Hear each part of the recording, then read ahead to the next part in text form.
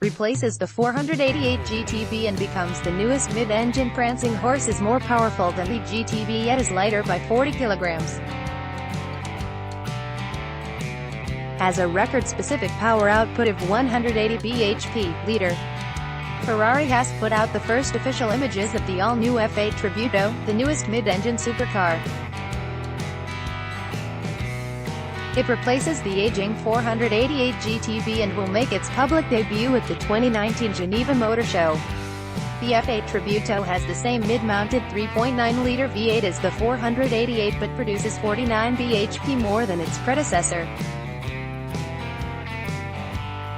The Tributo puts out 710 bhp 770 Nm from the twin-turbo V8, which is the same as the hardcore, limited edition 488 Pista. The sprint of 0 to 100 km/h is achieved in 2.9 seconds, down by 0.1s compared to the GTB. The F8 Tributo is capable of hitting a top speed of 340 km/h.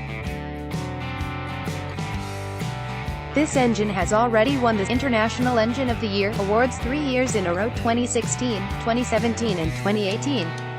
In addition to that, it was also awarded the title of the best engine of the last 2 decades in 2018. Ferrari claims that the F8 Tributo is one of the fastest, most thrilling and communicative supercars ever. The aerodynamics has improved by 10%.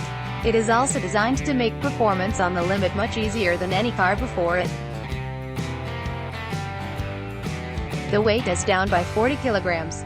The design gets slight changes over the GTB, such as S-duct up front, 812 Superfist-inspired headlamps and air intakes, reshaped rear and a new engine cover. The S-duct improves the downforce by 15% while added vents incorporate brake cooling as well by directing air throughout the wheel arches.